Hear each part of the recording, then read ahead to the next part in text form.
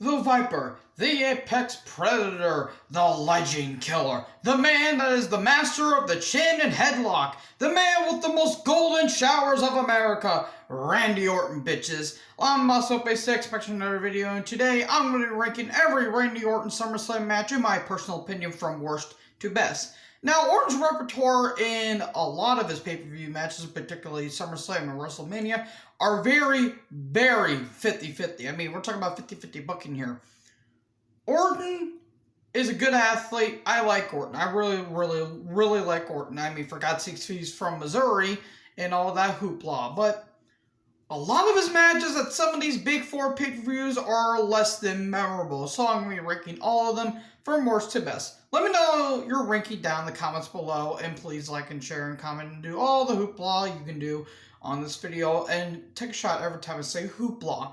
Anyways, number 15. Orton has nearly 16 SummerSlam matches. That's almost as much as Taker. Now, if you saw my video of my Taker rankings, he had a lot of matches, and a lot of them were shit. And Orton is no exception. With Orton and Riddle going to take on Styles and Omos for the tag titles this coming SummerSlam, I might as well just rank Orton's matches. And I might not, if Orton has a few more down later in his career, I might do a re-ranking. But for now, this is my ranking. So, with that being said, let's kick off this son of a bitch with number 15 versus Rusev 2017. I'm going to be reviewing this match longer than the match itself. Match went 7 seconds. 7 seconds. They had a rematch later on down the line at Hell in a Cell that was like 38 times more than the time it got. But why did this go 6 seconds? Rusev was over with the crowd, and Orton was just RKOing bitches left, right, and center like they owed him money. I don't get it. This match was just, this was bad. Again, it went 7 seconds. Needless to say. Number 14, actually. That would be weird if I jumped all the way to number 4. Number 14 versus Hulk Hogan, 2006. Yeah, this match is memorable for Hulk Hogan not putting someone over. Funny, where have I heard that one before? Yeah, this match was boring. Very boring, because Hogan couldn't walk at this point. He couldn't wrestle. He could barely work. I mean, Jesus Christ, dude. You used the leg drop for so many years. No wonder you have back problems. That you did a bikini wax with your daughter. Jesus Christ, the whole Gawker situation. But I digress. This match was bad. This was a bad match. Not good whatsoever. Again, Hogan refusing to put Orton over. I don't know the reasons why. But this match was not good by any stretch of the imagination. Number 13 versus John Cena, 2009. Holy Christ! This match I think this match went about 25 minutes. It needed to go less than 10. Oh my hell. This match was ungodly fucking boring. I swear to God, it was like the latter-day Iron Maiden albums. It was so boring. Seriously, the interference by, I think, Brett DiBiase was so stupid. The ending was stupid. This whole match was dumb, and it was one of the low points on a pretty serviceable, SummerSlam. I mean, we got CM Punk versus Jeff Hardy and a brutal tables, ladders, and chairs match, for God's sake. Again, boring. It's sad that wasn't even the worst match on the card, if you could think about it. Anyways, let's move on. Number 12 versus Bryan, 2013. It was mainly Orton's cash-in, and this started the whole Orton and Bryan brigade with Orton joining the Authority, and it got so convoluted. And yeah, the match went like what? 15 seconds? 15, 20 seconds? After Bryan and Cena had probably the match of the night, if you exclude Lesnar versus Punk, this was a shocking moment. It was a pretty good moment. But it got convoluted down the line when there was title changes and, Bryan not being an A-plus player in the Authority's eyes. They just got convoluted, but it was still a pretty cool moment. Number 11 versus Sheamus, 2010. It was a fine match, I guess. It was just kind of there.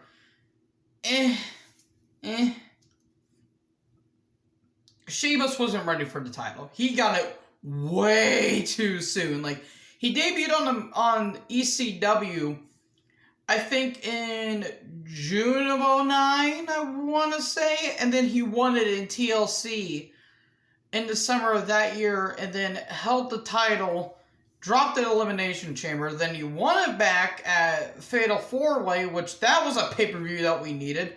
Though we did get Jericho versus Evan Bourne, so I guess that's okay there. And then we get this match, and it was boring, slow, and the DQ finish didn't help either. I mean, the action wasn't bad, but still, it was just mediocre. Number 16, or not number 16, well, we go to 2016. Number 11 versus Brock Lesnar, SummerSlam 2016. I already talked about this match in the Brock Lesnar SummerSlam ranking match. For here, let's give the cliff notes. It was a dream match that we've seen before, way back in the early years of Orton's career, and I just didn't care about it.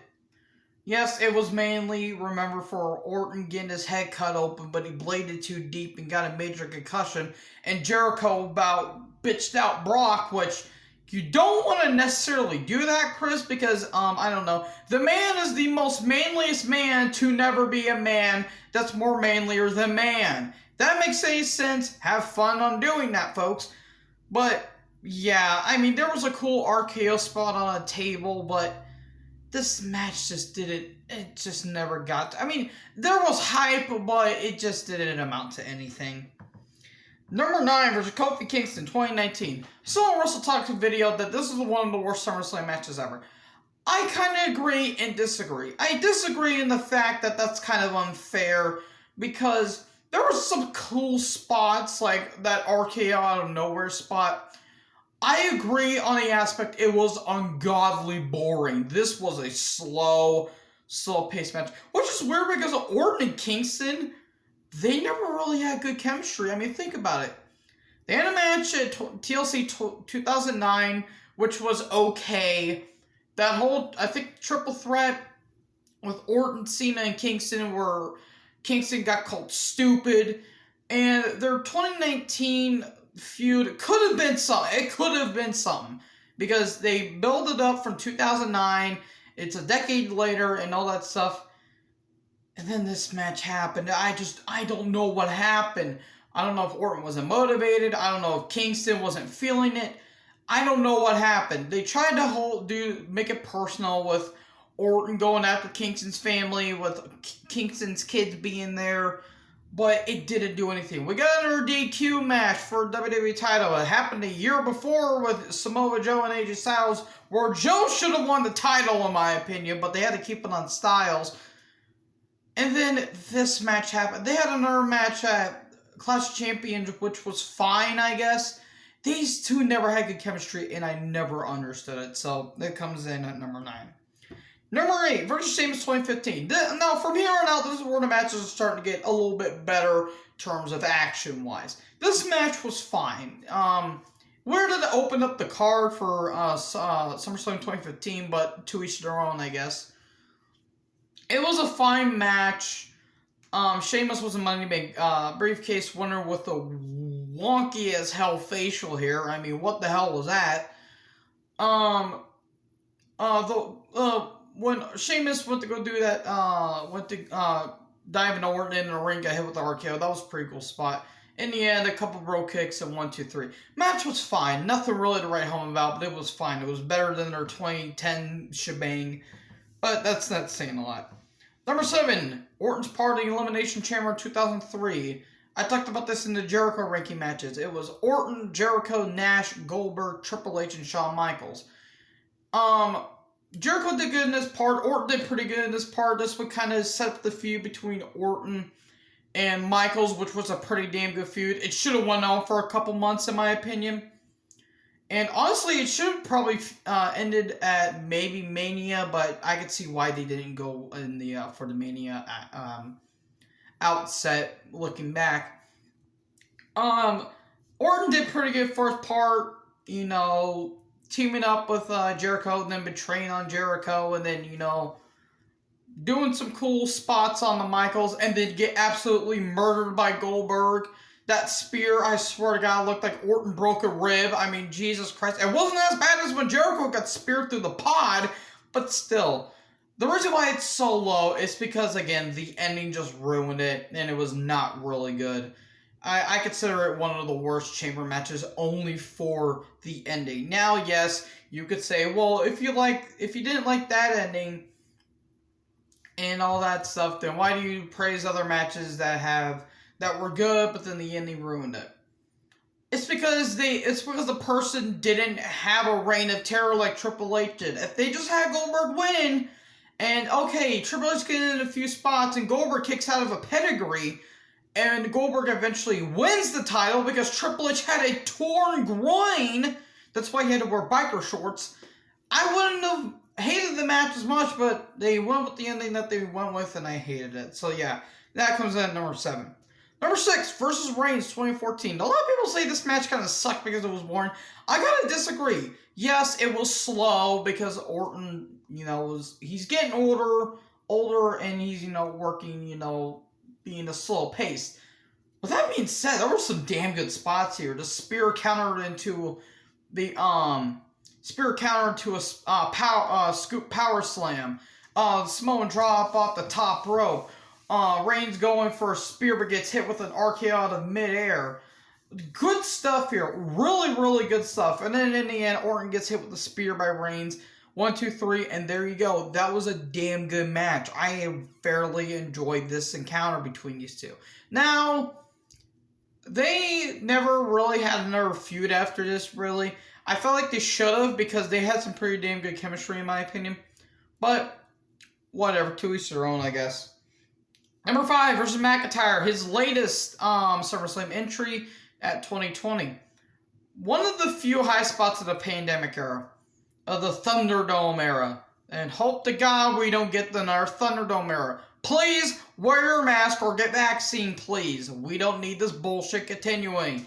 But anyways, this was a very good match. I kind of expected nothing and was fairly surprised by it. Orton looked motivated. He looked like he actually gave 10 shits. McIntyre being McIntyre, therefore being a dream daddy in many people's eyes. Very, very good stuff here. Very, very good stuff. A lot of good counters, a lot of good exchanges, some damn good strikes. These two had good chemistry. The feud shouldn't have ended at Hell in a Cell. I get why they did it, and I get why they went for it. But if it ended in that ambulance match, then I wouldn't have hated the feud as much. But you extended it so much because McIntyre beat him twice, and then Orton just happenly to beat McIntyre in Hell in a Cell. It kind of ruined it for me, and I just didn't get it. So yeah, damn good match between these two. They have a bit better match at Clash of Champions, in my opinion. But this was a very, very good match, though. Number 4, versus Undertaker 05. I talked about in the Undertaker SummerSlam ranking matches. Orton basically got his win back from Mania. That's mainly what happened here. Help of his father, RKO out of nowhere. Orton, beats Taker. Crowd is shocked. Taz was shocked. He's like, holy shit, and all that stuff. Good match. Not as good as their Mania match, but this was pretty damn good. Fun, very fast paced, high energy. Yeah, there were some slow spots here and there, but this was a very, very, very good match. Needless to say more. Number 3, versus Cena, their first encounter in 07. This is where Orton should have won the title. But no, Cena won clean, and then they had another match in Unforgiven 07, which was kind of lackluster, I have to admit, because the match ended in a DQ. Very intense here. This was a very intense match. This is when Orton was starting to get more personal. He went back to his Legend Killer gimmick when he was destroying legends. He destroyed Slaughter. I think he took out Jim Duggan. He beat the shit out of Flair, going after Cena. And then eventually he'll go after Cena's father with a pretty brutal kick to the head, which, Jesus, I would never take that spot. And then Cena, the Vince leading up to the match. Cena getting RKO'd on a chair. Actually, no. I take that back. They were supposed to have a last man standing match at No Mercy, but Cena tore his pectoral muscle by doing a freaking hip toss on Mr. Kennedy, And then Orton had his little weird thing with Triple H where they exchanged the titles so much. It was like a joint at a college party.